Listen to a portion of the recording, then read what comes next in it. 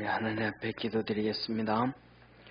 우리를 한없이 사랑하시는 참 좋으신 하나님 아버지, 오늘도 우리에게 은혜를 베풀어 주시고 성령으로 함께 하셔서 주의 크신 은혜를 경험하게 하시고 깨닫게 하여 주시고 주님께로 더 가까이 갈 수 있는 우리 축복의 성도들 되도록 역사하여 주옵소서. 하나님만을 의지하며 달려가기를 원합니다. 오늘도 주님 바라보며 승리하는 우리 복된 성도들 되게 도와 주옵소서. 하나님 아버지, 우리가 영으로 깨어있기를 원합니다. 하나님께서 성령을 부어주시고 은혜를 물붓듯 역사하여 주셔서 그 하나님의 함께 계신 역사하신 영적인 것을 알 수 있게 하여 주옵시고, 우리의 생각과 지식과 우리의 선입관과 가치관이 주님 안에서 다시 한번 변화되어지고 회복되기를 원합니다. 구원하신 예수님의 이름으로 기도드립니다. 아멘. 우리 하나님 말씀 같이 보겠습니다. 마태복음 27장 1절부터 시작해서 10절까지. 오늘은 유다의 자살과 또 대제사장 장로들이 예수님을 빌라도한테 넘겨주는 그 말씀입니다. 한 절씩 교독하겠습니다. 새벽에 모든 대제사장들과 백성의 장로들이 예수를 죽이려고 함께 의논하고 결박하여 끌고 가서 총독 빌라도에게 넘겨주니라. 때에 예수를 판 유다가 그의 정죄됨을 보고 스스로 뉘우쳐 그 은 30을 대제사장들과 장로들에게 도로 갖다 주며 가로되 내가 무죄한 피를 팔고 죄를 범하였도다 하니 저희가 가로되 그것이 우리에게 무슨 상관이 있느냐, 내가 당하라 하거늘.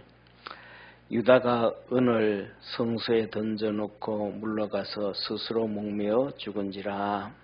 대제사장들이 그 은을 거두며 가로되 이것은 핏값이라 성전고에 넣어둠이 옳지 않다 하고 의논한 후 이것으로 토기장의 밭을 사서 나그네의 묘지를 삼았으니 그러므로 오늘날까지 그 밭을 피밭이라 일컫느니라.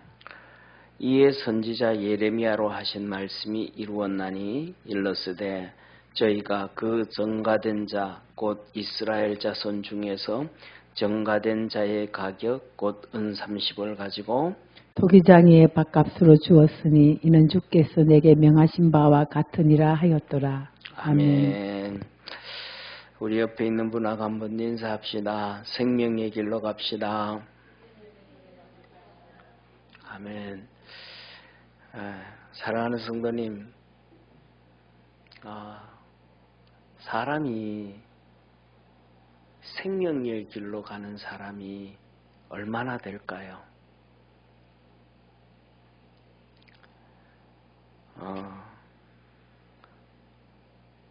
그거는 다 떠나서 교회 다니는 신앙생활 하는 사람이 성도라 그러잖아요. 하나님의 자녀라 그러잖아요. 그 성도들 중에서도 생명의 길을 가는 사람이 얼마나 될까요? 한번 생각해 보셨어요? 제가 생각하기에는 많지 않은 것 같아요. 신앙생활 하면서도 교회 다니면서도 생명의 길을 가는 사람은 많지 않은 것 같아요. 첫째로는 오늘 여기 본문 말씀에 보면 1절에 모든 대제사장들과 백성들의 장로들 이렇게 말씀하거든요. 이게 뭐냐 하면 구약에 하나님을 섬기는 제사의 율법, 규례에 대해서는 제사장들보다 잘나는 사람 없습니다. 여러분 레위기 읽으면서 이해가 좀 돼요? 얼마나 헷갈리는지 몰라요. 그냥 번제, 소제, 번제, 소제, 화목제, 속제제, 속건제, 전제, 전제까지 그 거제, 요제는데 거기에 화제가 들어가 버리면 이 번제하고 화제하고 차이점 뭐 이것저것 얼마나 헷갈리는지 몰라요. 그런데 정말로 그 헷갈리는 레위기의 제사법을 제사장들은 통달합니다. 오늘 여기에 모든 장로들이라 그러거든요. 여기에 모든 장로들은 이 장로들은 그냥 장로라고 하는 게 아니고요. 성경에서 얘기하는 서기관들은 우리말로 하면 그냥 서기관 하면 뭐 이렇게 성경을 베껴 쓰는 사람 이렇게 인식하기 쉽거든요. 말이 그냥 서기니까. 그런데 그게 아니고 서기관은 율법학자입니다. 바울 같은 사람이에요. 예수 믿기 전 바울 같은 사람들. 구약의 율법의 창세기부터 이 신명기까지 613가지가 기록되어져 있습니다. 저는 모릅니다. 그냥 613가지라는 것만 알아요. 책이 이렇게 두꺼운 그것만 뽑아놓은 책이 있는데 그건 내가 다 읽어보지도 않았어요. 창세기부터 신명기까지. 그래서 그 중에서 하나님이 이건 이렇게 하고 이거는 이렇게 하고 이거는 이렇게 하고 이거는 이렇게 하라고 한 것이 248가지입니다. 그 다음에 하지 말라 하신 말씀이 365가지입니다. 이 613가지를 우리 옆에 있는 우리 대학교 다니는 그것도 똑똑해가지고 의대를 다니는 613가지를 다 외우라 그러면 1시간이면 될까요? 한 달이면 될까요? 1년이면 될까요? 아니요. 이 613가지만 있는 게 아니고 이들은 이 613가지는 쉽게 말하면 613가지는 헌법으로 우리 법이 있잖아요. 그죠? 헌법으로 보면 제1조 하고 그 다음에 1항, 2항, 3항 쭉 내려가잖아요. 그 항은 빼놓은 거예요. 이 613가지 종목 밑에다가 이것을 지키기 위해서는 밑에 1항, 2항, 3항, 4항 이걸 달아놔요. 이게 율법학자들이에요. 이걸 다 외워야 돼요. 사도 바울은 그걸 다 외웠어요. 그리고 그것을 생활에 적용을 해요. 그래서 자기가 말하기 율법으로 내가 흠이 없는 자라 그래요. 이게 율법학자들이에요. 그런데 이들이요. 그러면 생명의 길을 가야 되잖아요. 사망의 길을 갑니다. 주님께서 이 신명기와 예레미야서에 2번 말합니다. 내가 너 앞에 생명과 사망, 복과 저주를 놨으니 너는 살기 위하여 생명을 선택하라. 우리 앞에 있는 거예요. 생명과 사망이. 지금 이 대제사장들 앞에 생명과 사망이 있는 거예요. 예수를 죽일 거냐 살릴 거냐, 예수님을 믿을 거냐 예수님을 안 믿을 거냐, 예수님을 따를 거냐 예수님을 배척할 거냐. 지금 이게 있는 거예요. 사람은 어떻게 살다 끝나는 게 아니라 끝나고 나면 그냥 결론이 끝나버리는 거예요. 죽기 전에 결론이 나버리는 거예요. 죽기 전에 영혼이 몸에서 떠나가기 전에 고린도서에 말씀하신 것처럼 우리의 장막집이 무너지기 전에, 육신의 장막집이 무너지기 전에 벌써 귀신이 와서 내 영을 잡고 가려고 와 있어 벌써. 어떤 경우에는 이 마귀가 예수님은 잘 믿었는데도 이 마귀가 와가지고 영혼을 잡고 지옥 가려고 와요. 마귀도 온다니까 예수 믿었는데도. 근데 천사가 와서 싸워.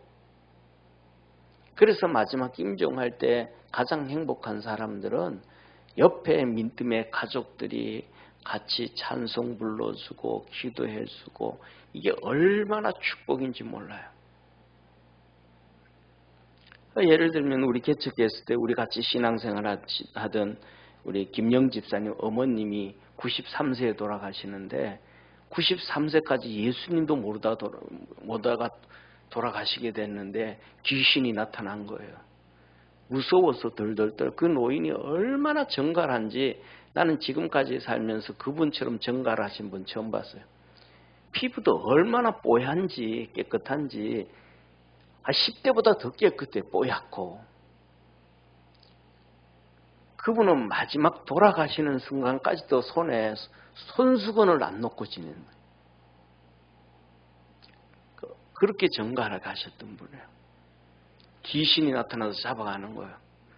그러니까 놀래가지고 아들한테, 아들이 서리 집사고 며느리가 권사니까 야, 저 귀신 나왔다, 내가 큰일 났다. 그래서 그때 예수 믿고 40일 만에 천국 가신 거예요. 근데 그 40일 동안 성령님이 얼마나 역사하시는지요.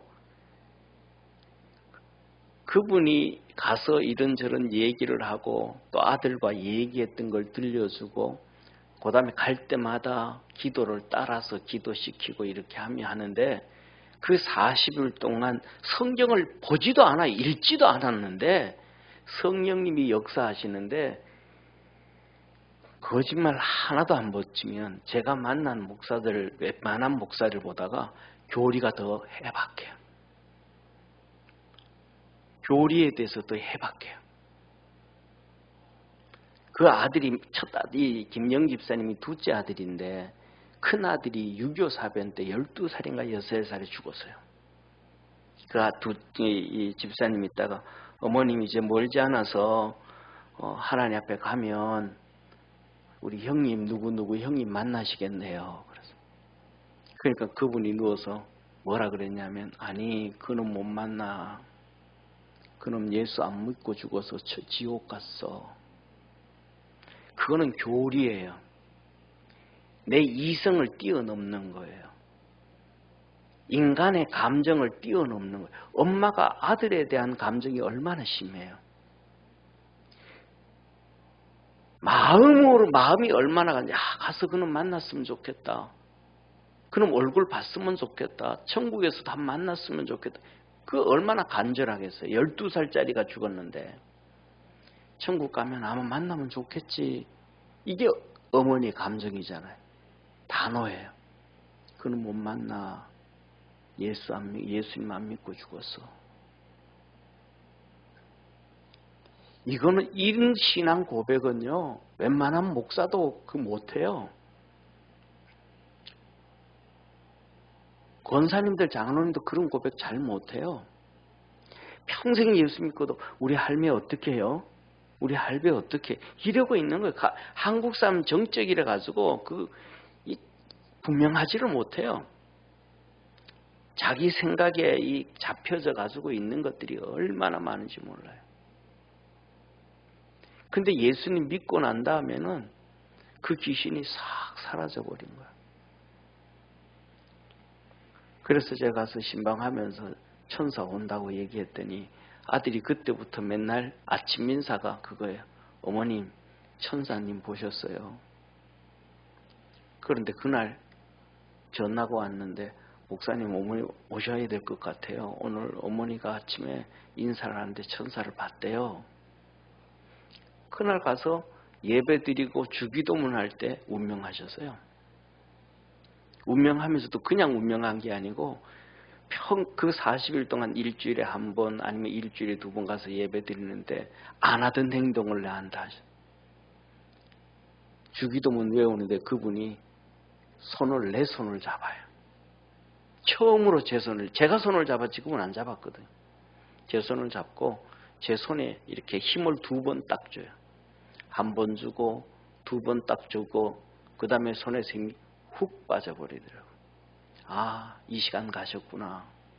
그리고 끝나고 난 다음에 집사님 맥 한번 확인해 보셔. 어머니 주기도문 하실 때 가신 것 같아요. 그냥 가셨어요.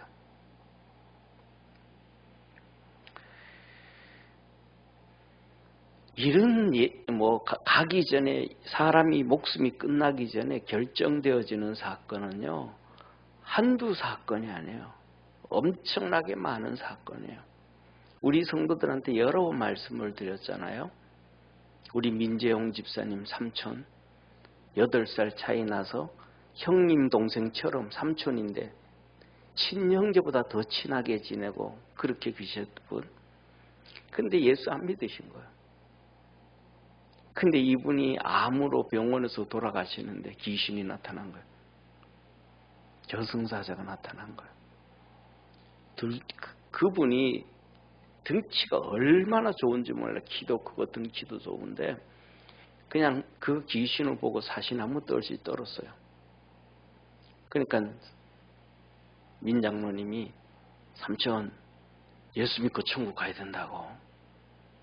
그랬더니 내가 예수 믿겠다고 막 그냥 다 고백을 했죠. 그날이 월요일인데. 그래서 민장로님 친구가 목사님이잖아요. 감리교 총감독까지 하셨던 분.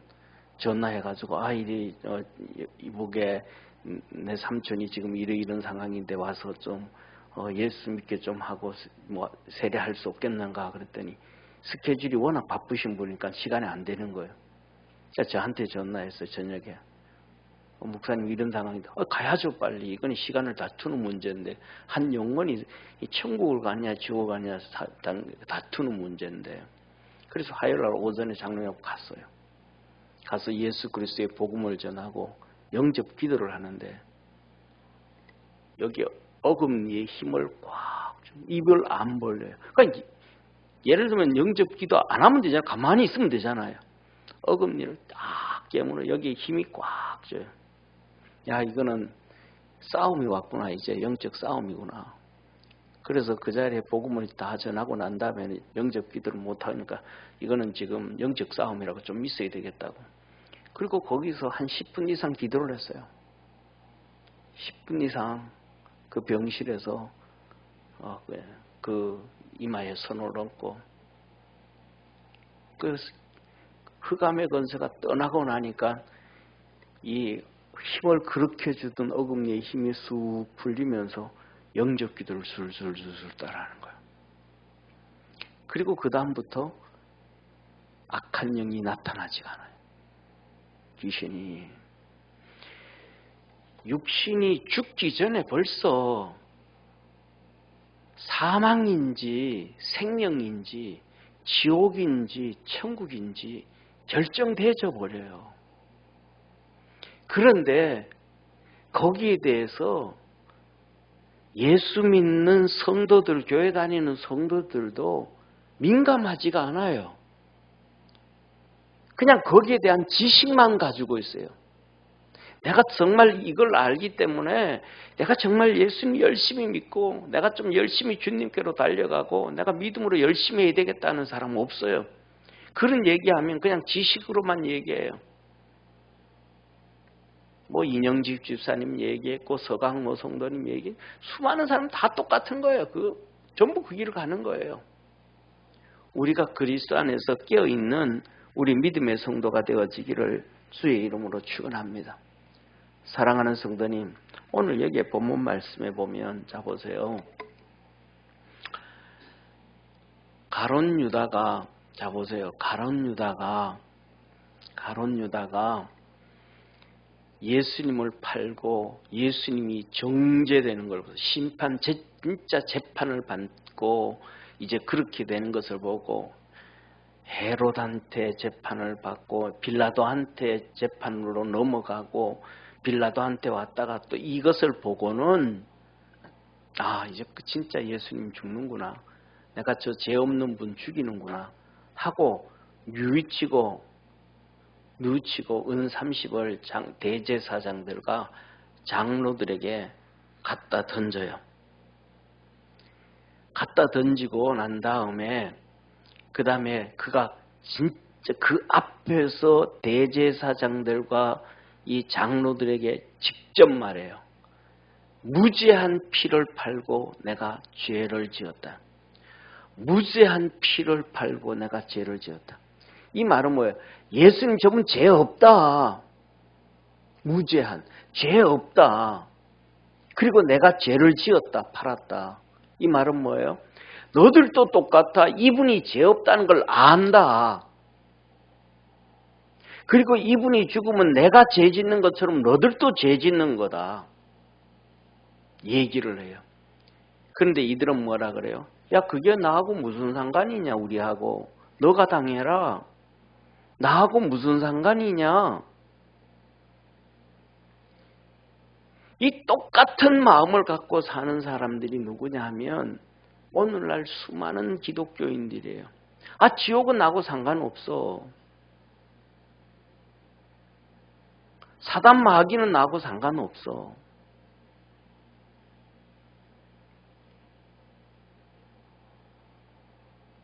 우리는 얘기를 들으면서 평생 신앙생활 하다가 마지막에 부인하며 지옥으로 가는 수많은 믿음의 사람들이 있다는 얘기를 들었잖아요.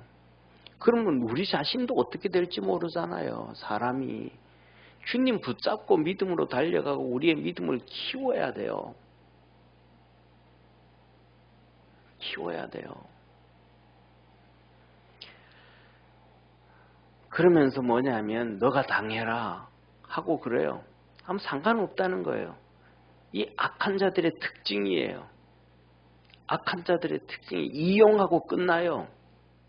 대제사장들과 서기관 이 장로들은 가룟 유다를 이용하고 끝나요. 오늘날 사회에서도 보면 사람들을 이용하고 끝나는 경우 너무 많아요. 이용하고 끝나요.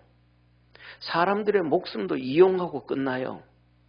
자기들의 목적을 위해서. 왜? 이 대제사장들과 서기관, 이 장로들은 예수님을 죽이는데 가룟 유다를 이용하고 끝나버리는 거예요. 그가 자살을 하든 뭐 어떻게든 상관없어요.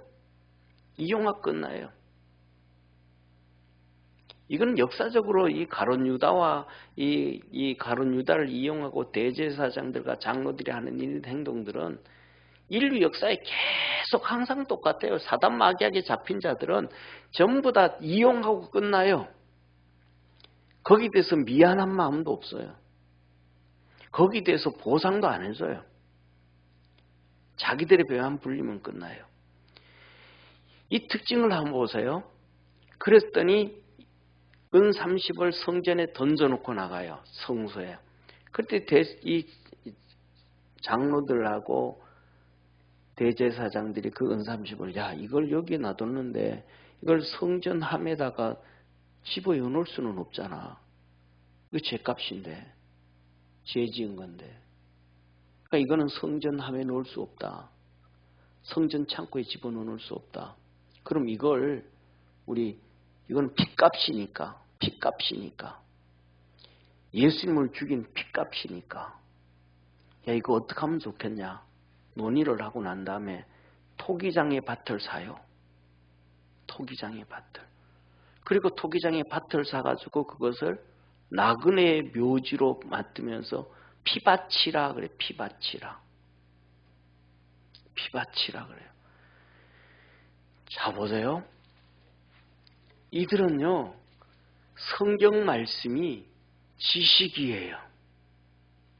저와 여러분은 성경 말씀이 지식이 지식이 돼야 되는 것이 아니고 그것이 생명이 돼야 돼요. 아멘. 아멘. 성경이 이들에게는 지식이 된 거예요. 그 지식으로 먹고 살아요. 한번 상식으로 생각해 보세요. 구약의 메시아에 대해서 말씀하신 것이 핵심적인 것이 몇 개가 있어요. 첫째, 메시아가 오기 전에 엘리야가 온다. 그러면서 세례 요한이 와서 말했어요. 자기가 세례 요한이. 나는 빛이 아니고 빛에 대하여 증거하는 자라. 예수님께서 세례를 받으러 오실 때 세례 요한이 내가 당신에게 세례를 받아야 되는데 당신이 나에게 세례를 받는 어찌 그럴 수 있습니까? 저분 오시는 분을 봐라. 저분이 바로 하나님의 어린 양이라.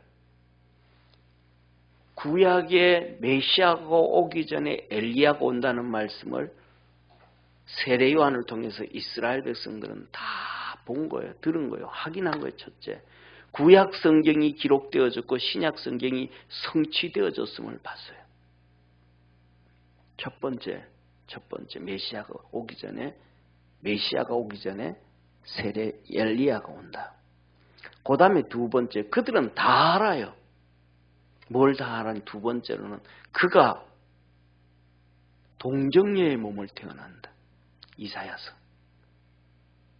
그런데 예수님이 동정녀의 몸을, 결혼하지 않은 마리아의 몸을 빌어서 났어요.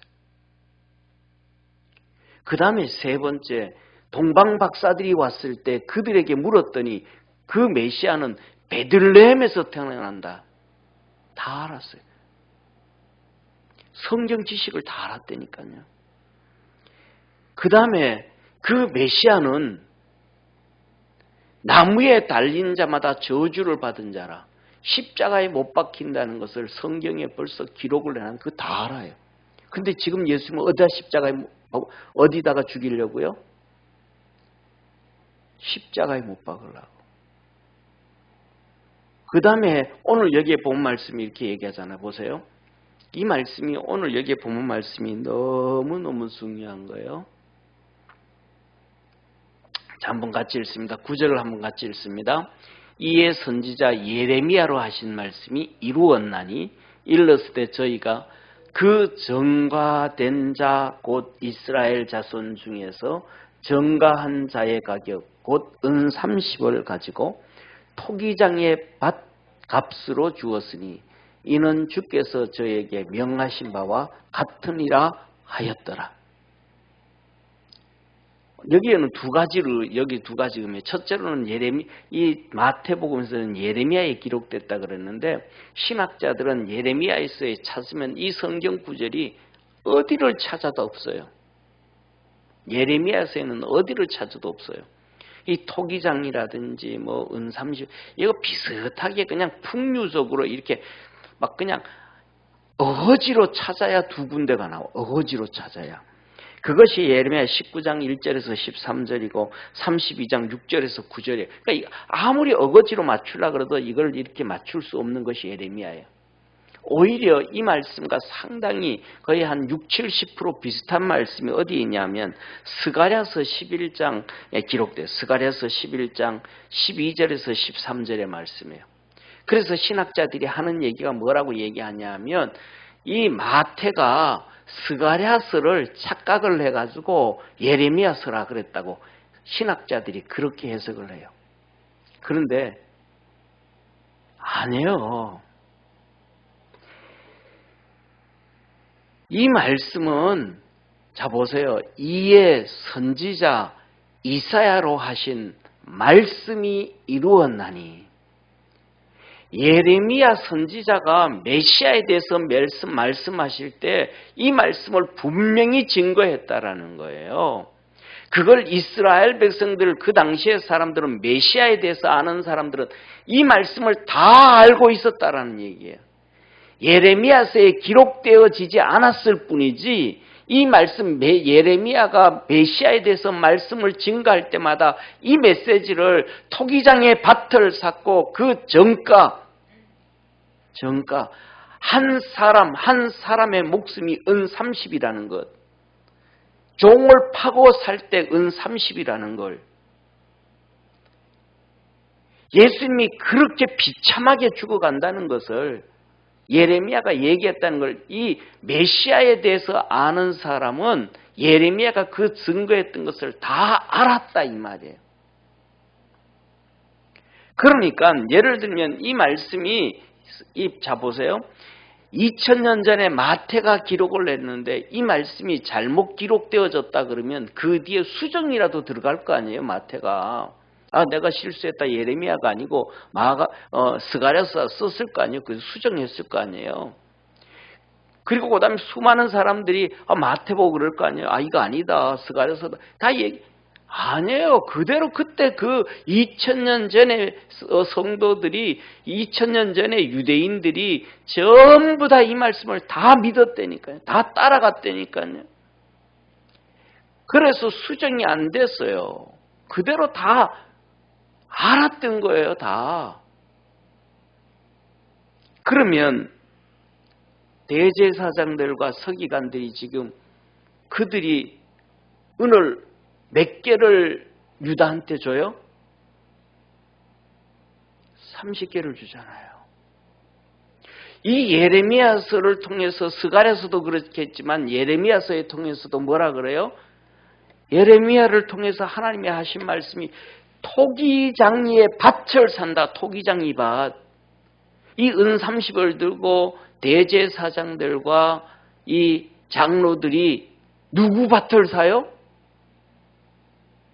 토기장이 밭을 사러 가잖아요. 그러면 이들의 손이 떨려야 될까요? 안 떨려야 될까요? 심장이 떨려야 될까요? 안 떨려야 될까요? 발걸음의 오금이 떨어져야 될까요? 안 떨어져야 될까요? 이들이 다 메시아에 대해서 다 알고 있는 것인데 자기들이 한 가지도 아니고 지금 몇 가지를 계속해서 그 일을 진행해 나가고 있어요. 자기들의 머리에 있는 하나님의 말씀이 있는데 메시아에 대한 하나님의 말씀인데 그것을 하나씩 하나씩 성취하고 가는 거예요. 그러면 심장이 떨리고 팔이 떨려야 될까 안 떨려야 될까요? 막 뒤에서 쿵쿵대는 소리를 들어야 될까요? 못 들어야 될까요? 첫째, 그 머리에 잡혀져 있음에도 불구하고 머리에 저장되어져 있음에도 불구하고 메시아에 대해서는 멀리 있는 말씀이 아니고 머리에 희미한 말씀이 아니고 이 제사장들과 그 다음에 이 대제사장들과 이 장로들은 이 성경에 대한 지식이 첫 번째가 메시아에 대한 지식이에요. 메시아에 대한 말씀이에요. 우리는 그러잖아요. 우리 여기에 김순희 집사님 주일날 오시는 분 계시잖아요. 그 자녀들이 그런 얘기한대요. 어머니는 날짜도 모르고 월요일인지 화요일인지 수요일인지도 모르는데 주일날만 되면 기가 막히게 안고 준비하고 교회에 온다는 거예요. 아무것도 모르시는데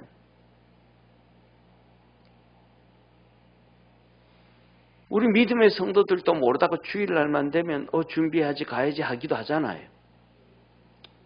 이거는 본능이에요. 본능. 대제사장들과 장로들의 본능은 첫 번째가 메시아에 대한 메시지예요. 왜? 그들은 이 모세 이후로 1500년 동안 메시아를 기다리니까. 1500년 동안 메시아를 기다리니까.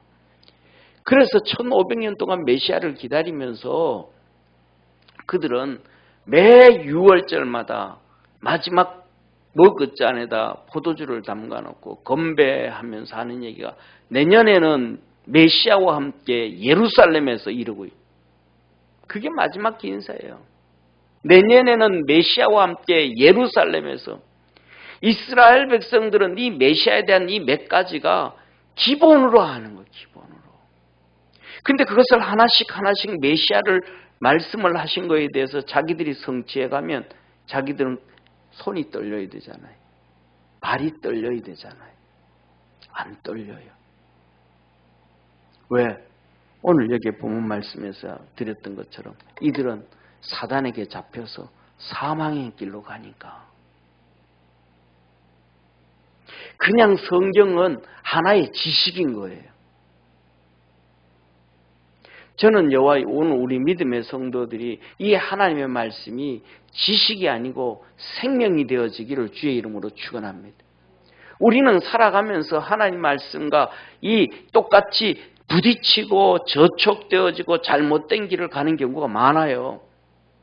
그러면 그 말씀 앞에서 좀 두려움이 있어야 그가 생명의 길을 가는 것이지 전혀 그 말씀은 알고 있으면서 전혀 두려움도 없고 관심도 없고 생각도 없고 그냥 돌진해 가면 그거는 지식은 지식인 거예요. 그냥 성경이 성경이 아니고 성경이 그냥 지식이에요.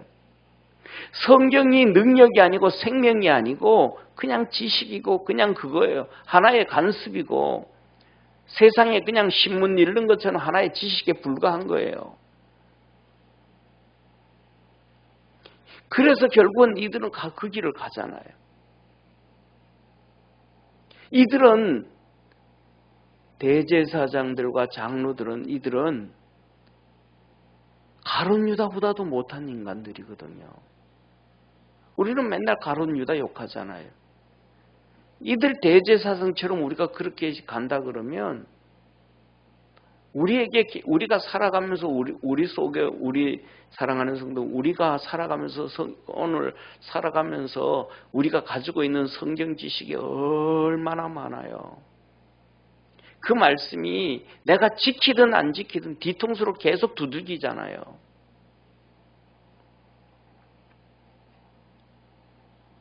그 성경이 우리의 뒤통수를 계속 때리잖아요. 근데 그 때리는 것도 없으면 대제사장들과 장로들하고 다를 바가 하나도 없다라는 거예요.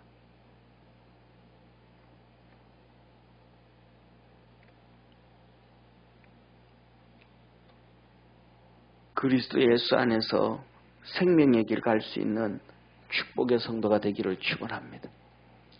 그래서 그들은 최소한 이 예수님에 대한 메시지를 메시아에 대한 메시지를 너무 잘 아니까 은 30을 들고 밭을 사러 가되 핏밭을 사러 가되 토기장의 거는 일부러 안 사야 되잖아요. 농부 거 사든지 아니면 대장장이 거 사든지. 그런데 이들이 토기장이 밭을 들고 사러 가면서도 모르는 거예요. 왜? 자기를 안 내려놓으니까. 우리 내려놔야 되는데 내려놓지를 못하니까.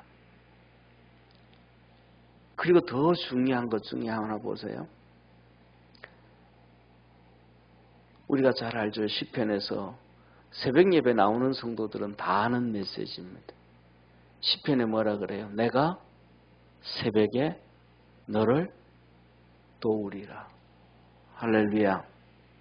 새벽 예배 나오는 성도는 다 알아요. 기본이에요. 내가 새벽에 너를 도우리라. 그런데 이들은 뭐라 그래요? 새벽에 예수님을 어떻게 죽일까? 의논하더라. 새벽에 하나님의 도움을 받으려고 하지 아니하고 새벽에 어떻게 하면 죽일까? 오늘 여기 1절 한번 보세요. 같이 한번 읽습니다. 시작. 새벽에 모든 대제사장들과 백성의 장로들이 예수를 죽이려고 함께 의논하고 새벽에 어떻게 하면 하나님의 은혜를 입을까? 하나님의 도움을 받을까? 최소한 대제사장이면 그래야 되잖아요.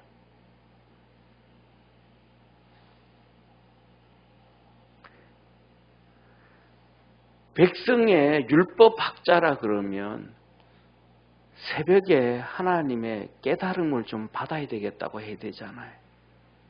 근데 그거 없어요. 새벽에 예수를 죽이려고 함께 의논하고 천보 만보를 양보해서 예를 들어서 예수님이 하나님의 아들이고 메시아가 아니라고 얘기해 봅시다. 그래도 사람을 죽이려고 새벽에 논의해요? 야, 저 사람 한 명을 우리가 죽여야 되는데 진짜 어떻게 해야 되냐? 하나님의 뜻을 한번 찾아보자. 왜? 새벽에 하나님 우리 도와준다 그러니까. 진짜 죽여야 되는지 살려야 되는지, 진짜 하나님의 아들인지 아닌지 새벽에 이들이 하나님 앞에 무릎 꿇어야 되지 않겠습니까? 그죠? 아니 예수님이 아니고 한 사람을 죽이고 살린다 근다 할지라도. 그런데 이들은 아예 하나님하고는 상관이 없어요. 새벽에 내가 너를 돕겠다 그러는데 새벽에 이들은 막 사람 죽일 논의를 해요. 새벽에 막 화를 내고 막 짜증을 내고 혈기가 방자하고 하나님의 뜻을 전혀 생각지도 않아요. 저는 우리 믿음의 성도들이 생명의 길 가기를 주의 이름으로 축원합니다. 주님은 이렇게 요한복음에 말씀하셨습니다. 선한 일을 행한 자는 생명의 부활로, 악한 일을 행한 자는 사망의 부활로 나와요. 둘 중에 하나예요. 천주교에서 얘기하는 연옥이 있으면 얼마나 좋겠습니까? 그냥 끌려 들어가고 슬쩍 숨어 들어가면 될 텐데. 주님은 절대로 그렇게 얘기 안 해요. 하나님 그렇게 말씀하지 안 하셨어요. 생명으로 나올 거냐, 사망으로 나올 거냐, 생명의 길을 갈 거냐, 사망의 길을 갈 거냐. 오늘 여기에 나와 있는 유다는 회개를 하면서도 뉘우치면서도 사망의 길을 갑니다. 대제사장들과 장로들, 율법학자들은 회개도 하지 아니고 누치지도 아니하고 은혜 받아야 될 시간에 그들은 죽일 모의를 하고 사망의 길을 갑니다. 하나님의 말씀을 머리는 너무너무 좋아가지고 우리 대표적인 거 보면 바울 보면 아는 거예요. 바울요. 얼마나 나는 바울의 그 지혜와 지식과 능력에 100분의 1이라도 가졌으면 좋을 것 같아요. 그 613가지 밑에 1항, 2항, 3항 다 달았는데 그거 다 지키면서 내가 율법의 의로는 흠이 없다 그러잖아요. 그 얼마나 대단한 사람이에요. 근데 그 대단함이 뭐예요? 다 죽여버렸어. 그 당시에 예수 믿기 전에 바울이 사람을 살리는 사람이 한 명도 없어. 그 어마어마한 지식을 갖고 그 어마어마한 지혜를 갖고 그 어마어마한 명체를 갖고 그 어마어마한 소프트웨어를 하나님이 주신 걸 가지고 있으면서 한 명도 살린 적이 없어. 다 죽였어. 사도행전 8장 1절을 보세요. 사도행전 2장, 3장, 4장에 예루살렘 교회가 3,000명씩, 5,000명씩 회개하고 돌아오고 3,000명씩 제자가 되고 어마어마한 부흥이 됐잖아요. 8장 1절에 보니까 사도 바울이 얼마나 핍박을 해버렸는지 예루살렘의 사도들 외에는 성도가 없더라. 그러니까 사도들 외에는 성도가 없으니까 다메섹까지 죽이러 가는 거예요. 9장에. 그럼 얼마를 성도들을 죽였고 그 성경에는 사도행전 7장 스데반만 죽인 걸로 나오지만은 기록되지 않은 성도들을 얼마나 죽였고 집집마다 가서 끄집어냈는데 얼마나 많은 사람을 감옥에 집어넣었어요. 그 어마어마한 지식을 가지고 오늘도 우리도 똑같이 바울이 바로 누구예요? 장로거든요. 율법학자. 가말리알의 수석 문화생. 똑같은 길을 그렇게 가면서도 뭐예요? 전혀 꺼리낌이 없는 거예요. 저와 여러분은 하나님 말씀 아래서 꺼리낌이 없는 것이 아니고 끊임없이 그 말씀이 우리의 등줄기를 때리고 우리의 뒤통수를 두들기고 우리 그 앞에서 우리의 이 무릎에 오금이 절어질 수 있는 축복의 성도가 되기를 바랍니다. 그래서 그 말씀이죠. 진짜 이 말씀 지키기 싫은데, 이 말씀은 순종하기 싫은데, 그러면서도 그래도 가야지. 이 길을 하기 싫은데도 원치 않은데도 이거 가는 것이 생명의 길이니까 가야지. 그게 생명입니다. 그게 생명입니다. 생명은 특징이 뭐냐면 껍질을 벗겨야 됩니다. 껍질을 벗겨야 돼요.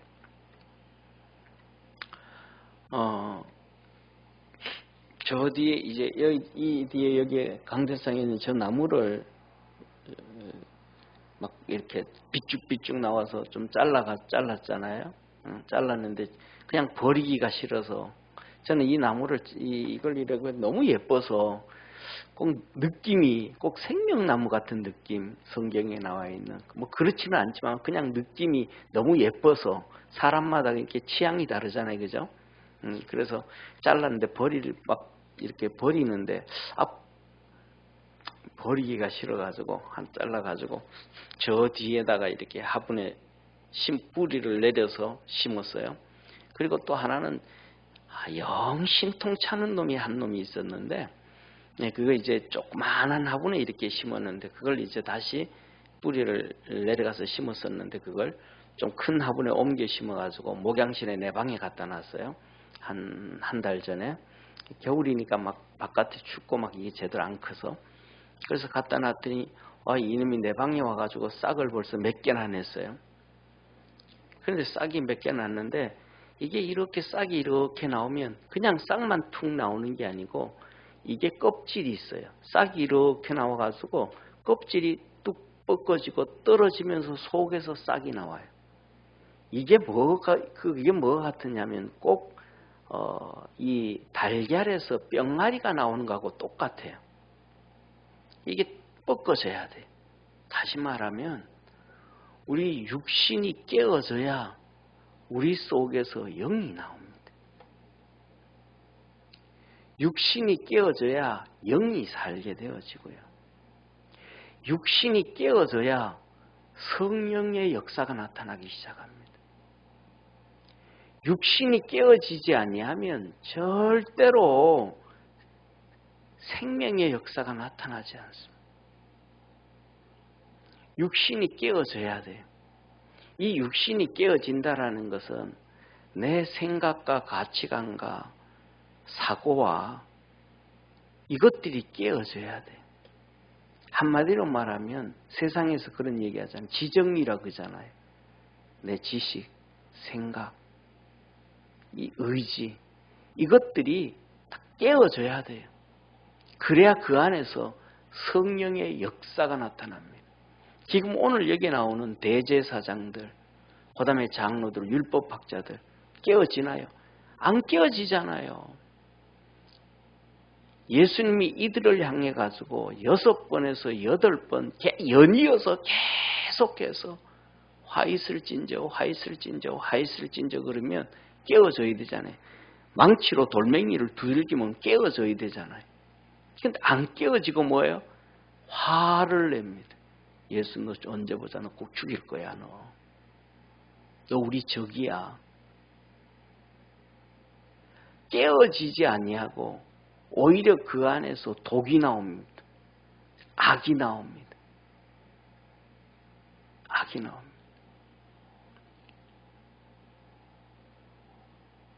악이 나옵니다.